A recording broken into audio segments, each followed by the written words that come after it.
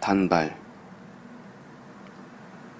그는 쓸데없이 자기가 애정의 거자인 것을 자랑하려 들었고, 또 그러지 않고 그냥 있을 수가 없었다. 공연히 그는 서먹서먹하게 굴었다. 이렇게 함으로 자기의 불행에 고귀한 탈을 씌워놓고 늘 인생에 한눈을 팔자는 것이었다. 이런 그가 한 소녀와 천변을 걸어가다가 그만 잘못해서 그의 소녀에게 대한 애욕을 짓거려버리고 말았다. 여기는 분명히 그의 음란한 충동 외에 다른 아무런 이유도 없다. 그러나 소녀는 그의 강렬한 체취와 아기의 태만에 역설적인 흥미를 느끼느라고 그냥 그저 흐리멍텅하게 그의 애정을 용납하였다는 자세를 취하여 두었다. 이것을 본 그는 곧 후회하였다. 그래서 그는 이중의 역어를 구사하여 동물적인 애정의 말을 거침없이 소녀 앞에 쏟고 하였다. 그러면서도 그의 육체와 그 부속품은 이상스러울 만큼 게을렀다. 소녀는 조금 있다가 이 드문 애정의 형식에 그만 갈팡질팡하기 시작하였다. 그리고는 내심 이 남자를 어디까지든지 천하게 대접했다. 그랬더니 또 그는 옳지 하고 카멜레온처럼 태도를 바꾸어서 소녀에게 하루라도 얼른 애인이 생기기를 희망한다는 둥 하여 가면서 스스럽게 구는 것이었다. 소녀의 눈은 이런 허위가 그대로 무사히 지나갈 수가 없었다. 투시한 소녀의 눈이 오만을 장치하기 시작하였다. 그러기 위한 세상에 교만한 여인으로서의 구실을 찾아놓고 소녀는 빙그레 웃었다. 세상 사람들이 모두 연씨를 욕하니까 어디 제가 고쳐드리지요. 연씨는 정말 악인인지도 모르니까요. 이런 소녀의 말버릇에 그는 가슴이 뜨끔했다. 그냥 코웃음으로 대접할 일이 못 된다. 왜? 사실 그는 무슨 그렇게 세상 사람들에게 욕을 먹고 있는 것도 아닐 뿐만 아니라 악인일 것도 없었다. 말하자면 애호하는 가면을 도적맞은 위에 그 가면을 뒤집어 이용당하면서 놀림감이 되고 말 것밖에 없다. 그러나 그라고 해서 소녀에게 자그마한 욕구가 없는 바는 아니었다. 아니, 차라리 이것은 한 무적 에고이스트가 할 수 있는 최대 욕구이었는지도 모른다. 그는 결코 고독 가운데서 제법 하수할 수 있는 진짜 염세주의자는 아니었다. 그의 체추처럼 그의 몸뚱이에 붙어 다니는 염세주의라는 것은 어디까지든지 게으른 성격이요. 게다가 남의 염세주의는 어느 때건 우습게 알려드는 참 고약한 아리아욕의 염세주의였다. 죽음은 식전의 담배 한 모금보다도 쉽다. 그렇건만 죽음은 결코 그의 창호를 두드릴 리가 없으리라고 미리 넘겨짚고 있는 그였다. 그러나 다만 하나 이 예외가 있는 것을 인정한다. A double suicide. 그것은 그러나 결코 애정의 방해를 받아서는 안 된다는 조건이 붙는다. 다만 아무것도 이해하지 말고 서로서로 스프링보드 노름만 하는 것으로 충분히 이용할 것을 희망한다. 그들은 또 유서를 쓰겠지. 그것은 아마 힘써 화려한 애정과 염세의 문자로 가득 차도록 하는 것인가 보다. 이렇게 세상을 속이고 일부러 자기를 속임으로 하여 본연의 자기를 얼른 보기에 고귀하게 꾸미자는 것이다. 그러나 가뜩이나 애정이라는 것에 서먹서먹하게 굴며 생활하여 오고 또 오는 그에게 그런 마침 기회가 올까 싶지도 않다. 당연히 오지 않을 것인데도 뜻밖의 그가 소녀에게 가지는 감정 가운데 좀 세속적인 애정에 가까운 요소가 섞인 것을 알아차리자 그 때문에 몹시 자존심이 상하지는 않았나 하고 위구하고 또 쩔쩔매었다. 이것이 엔간치 않은 힘으로 그의 정신생활을 섣불리 건드리기 전에 다른 가장 유효한 결과를 얘기하는 처벌을 감행치 않으면 안 될 것을 생각하고 좀 무리인 줄은 알면서 노름하는 세움치고 소녀에게 더블 수어사이드를 프로포즈하여 본 것이었다. 되어도 그만, 안 되어도 그만, 편리한 도박이다. 되면 식전에 담배 한 모금이요. 안 되면 소녀를 회피하는 구실을 내 외에 선고할 수 있지 않느냐는 것이다. 거기는 좀 너무 어둔 그런 속에서 그것은 조인될 일이라 소녀가 어떤 표정을 하나 자세히는 볼 수 없으나 그의 이런 도박적 심리는 그의 앞에서 늘 태어난 이 소녀를 어디 한번 마음껏 놀려먹을 수 있었대서 속으로 시원해하였다. 그런데 나온 패는 역시 노였다. 그는 후 한번 한숨을 쉬어보고 말은 없이 몸짓으로만 혼자 죽을 수 있는 수양을 하지. 이렇게 한번 배를 퉁겨보았다. 그러나 이건 역시 빨간 거짓인 것은 물론이다. 황량한 방풍림 가운데 저녁 노을을 멀거니 바라보고 섰는 소녀의 모양이 퍽 아팠다. 늦은 가을이라기보다 첫 겨울 저물게 강을 건너서 부쩍과 같은 검은빛 새들이 떼를 지어 날았다. 그러나 발 아래 낙엽 속에서 거의 생물이랄 만한 생물을 찾아볼 수조차 없는 참 정멸의 인해경이었다. 싫습니다. 불행은 짊어지고 살아가는 것이 제게는 더 없는 매력입니다.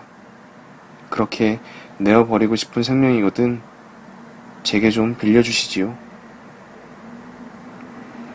연애보다도 한 구절 위트쯤을 더 좋아하는 그였다.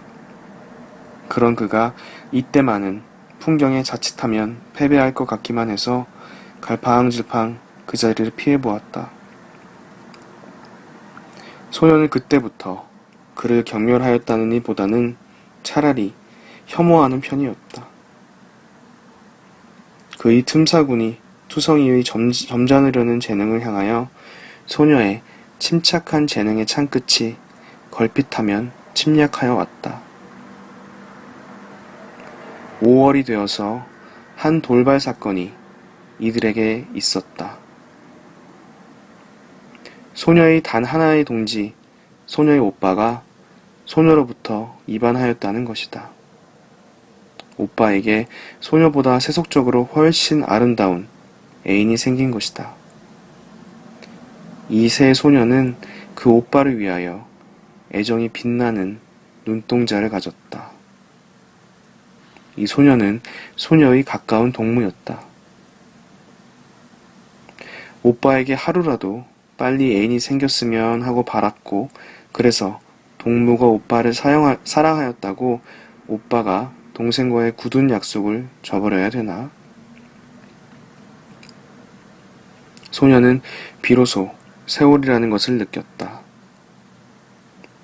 소녀의 방심이 어느 결에 통과해버린 세월이 소녀로서는 차라리 자신에게 고소하였다. 고독. 그런 어느 날 밤 소녀는 고독 가운데서 그만 별안간 혼자 울었다. 깜짝 놀라 얼른 울음을 그쳤으나 이것을 소녀는 자기의 어휘로 설명할 수 없었다. 이튿날 소녀는 그가 하자는 대로 교회 조용한 방에 그와 대자하여 보았다.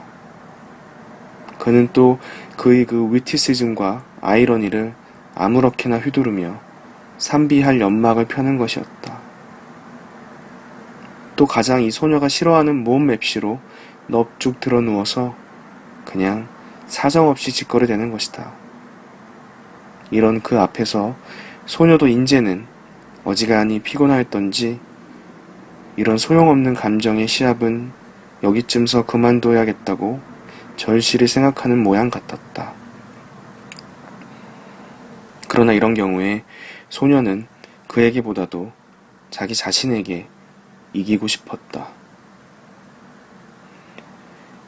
이제 또 만나 뵙기 어려워요. 저는 내일 이하고 같이 동경으로 가요. 이렇게 아주 술량하게 도전하여 보았다. 그때 그는 아마 이 도전의 상대가 분명히 그 자신인 줄만 잘못 알고 얼른 모가지 털을 불끈 일으키고 맞선다. 그래? 그건 섭섭하군. 그럼 내 오늘 밤에 기념 스탬프를 하나 찍기로 하지. 소녀는 가벼이 흥분하였고 고개를 아래 위로 흔들어 보이기만 하였다. 얼굴이 소녀가 상기한 탓도 있었겠지만 앞만 보아도 이것은 가장 동물적인 동물 이외의 아무것도 아니었다. 마지막 승부를 가릴 때가 되었나 보다. 소녀는 도리어 초조하면서 기다렸다. 즉, 도박적인 성미로. 도박은 타기와 모멸 뿐이려나 보다. 그가 과연 그의 훈련된 동물성을 가지고 소녀 위에 스탬프를 찍거든 소녀는 그가 보는 데서 그 스탬프와 얼굴 위에 침을 뱉는다. 그가 초조하면서도 결백한 채 하고 말거든 소녀는 그의 비겁한 정도와 추악한 가면을 아라리 폭로한 후에 소인으로 천대해준다. 그러나 아마 그가 좀 더 윗길 가는 배우였던지 혹 가련한 불감증이었던지 오전 1시가 훨씬 지난 산길을 달빛을 받으며 그들은 내려왔다. 내려오면서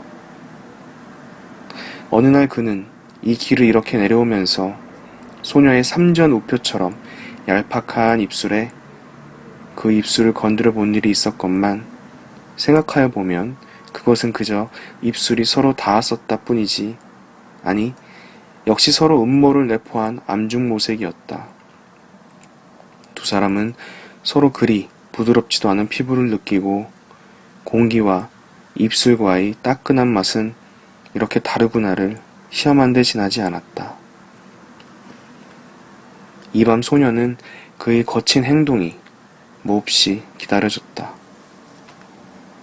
이것은 거의 역설적이었다. 안 만나기는 누가 안 만나? 하고 조심조심 걷는 사이에 그만 산길은 시가에 끝나고 시가도 그의 이런 행동에 과히 적당치 않았다. 소녀는 골목 밖으로 지나가는 자동차의 헤드라이트를 보고 경칠 나 쪽에서 서둘러 가볼까까지 생각하여도 보았으나 그는 그렇게 초조한 듯한데 그때만은 웬일인지 바늘 귀만한 틈을 소녀에게 엿보이지 않는다. 그러느라고 그랬는지 걸으면서 그는 참 잔소리를 퍽 하였다. 가령 자기가 제일 싫어하는 음식물을 상찌 풀이지 않고 먹어보는 거. 그래서 거기도 있는 맛을 찾아내고야 마는 거. 이게 말하자면 패러독스지. 요컨댄 우리들은 숙명적으로 사상, 즉 중심이 있는 사상생활을 할 수가 없도록 되먹었거든. 지성? 지성의 힘으로 세상을 조롱할 수야 얼마든지 있지만 그게 그 사람의 생활을 리드할 수 있는 근본에 있을 힘이 되지 않는 걸 어떡하나? 그러니까 선이나 내나 큰 소리는 말아야 해. 일절 맹세하지 말자. 하는 게 즉 우리가 해야 할 맹세지. 소녀는 그만 속이 발끈 뒤집혔다. 이 씨름은 결코 여기서 그만둘 것이 아니라고 내심 분연하였다. 이따위 연막에 대항하기 위하여는 새롭고 효과적인 앵간치 않은 무기를 장만하지 않을 수 없다 생각해 두었다. 또 그 이튿날 밤은 질척질척 비가 내렸다. 그 빗속을 그는 소녀의 오빠와 걷고 있었다. 연, 인젠 내 힘으로는 손을 대일 수가 없게 되고 말았으니까 자넨 뒷걸망이나 좀 잘해주게. 선이가 대단히 흥분한 모양인데 그거 왜 또 딴전을 하는 거야. 딴전을 하다니 내가 어떻게 딴전을 했단 말인가? 정말 모르나? 모름? 내가 이허구 같이 동경 간다는 걸. 그걸 자네 입에서 듣기 전에 내가 어떻게 한단 말인가? 선이는 그러니까 갈 수가 없게 된 거지. 선이허구 이허구 헌 약속이 나 때문에 깨어졌으니까. 그래서 걔서부터는 자네 책임이지. 흥. 내가 동생 보던 애인을 더 사랑했다고 그렇게 선이가 생각할까 봐서 걱정이야. 허는 수 없지. 선이, 오빠에게서 모든 이야기를 듣고 나는 깜짝 놀랐어. 오빠도 그럽디다. 운명의 억지로 거역하여 들어서는 못 쓴다고. 나도 그렇게 생각하오. 나는 오랫동안 세월이라는 관념을 망각해왔어. 이번에 참 한참 만에 느끼는 세월이 퍽 슬펐어. 모든 일이 세월의 마음으로부터의 접대에 늘 우리들은 다 조신하게 제 부서에 나아가야 하지 않나 생각하오. 흥분하지 말아요. 아무쪼록 이제부터는 내게 괄목하면서 나를 믿어주기를 바라오. 그 맨 처음 선물로 우리 같이 동경 가기를 내가 프로포즈 할까?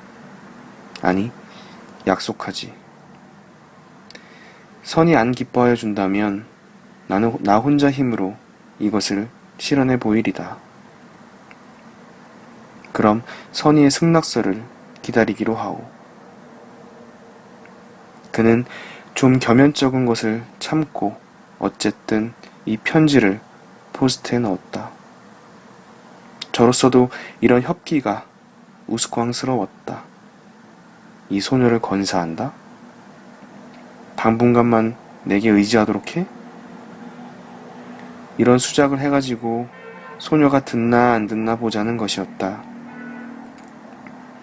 더 그에게 발악을 하려 들지 않을 만하거든 그는 소녀를 한 마리 카나리아를 놓아주듯이 그의 위티시즘의 지옥에서 석방, 아니 제풀에 나가나? 어쨌든 소녀는 길게 그의 길에 같이 있을 것은 아니니까다. 답장이 왔다. 처음부터 이렇게 되었어야 하지 않았나요? 저는 지금 조금도 흥분하거나 하지는 않았습니다. 이런 제가 연께 감사하다고 말씀드린다면 연께서는 역정을 내시나요? 그럼 감사한다는 기분만은 제 기분에서 삭제하기로 하지요. 연을 마음에 드는 좋은 교수로 하고 저는 연의 유쾌한 강의를 듣기로 하렵니다.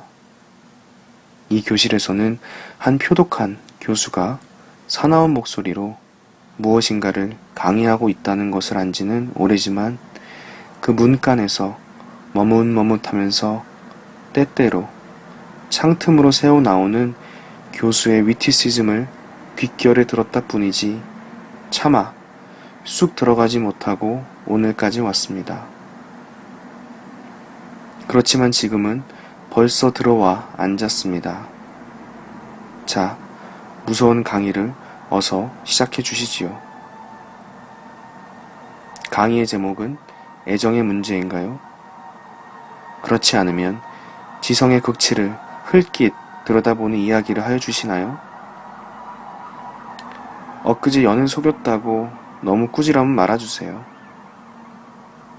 오빠의 비장한 출발을 같이 축복하여 주어야겠지요. 저는 결코 오빠를 야속하게 여긴다거나 하지 않아요. 애정을 계산하는 버릇은 언제든지 미움받을 버릇이라고 생각하니까요. 세월이요? 연께서 가르쳐 주셔서 참 비로소 이 세월을 느꼈습니다. 세월. 좋군요. 교수. 제가 제 마음대로 교수를 사랑해도 좋지요? 안 되나요? 괜찮죠? 괜찮죠? 뭐? 단발했습니다. 이렇게도 흥분하지 않는 제 자신이 그냥 미워서 그랬습니다. 단발? 그는 또 한 번 가슴이 뜨끔했다. 이 편지는 필시 소녀의 패배를 의미하는 것인데 그에게 의논 없이 소녀는 머리를 잘랐으니 이것은 새로워진 소녀의 새로운 힘을 상징하는 것일 거라고 간파하였다. 그러면서도 그는 눈물이 났다. 왜? 머리를 자를 때의 소녀의 마음이 필시 제 마음 가운데 제 손으로 제 애인을 하나 만들어 놓고 그 애인으로 하여금 저에게 머리를 자르도록 명령하게 한, 말하자면 소녀의 끝없는 고독이 소녀에게 1인 2역을 시킨 것에 틀림없었다. 소녀의 고독. 혹은 이 시합은 승부 없이 언제까지라도 계속하려나? 이렇게도 생각이 들었고, 그것보다도 머리를 싹둑 자르고 난 소녀의 얼굴, 몸 전체에서 오는 인상은 어떠할까 하는 것이 차라리 더 그에게는 흥미 깊은 우선 유혹이었다.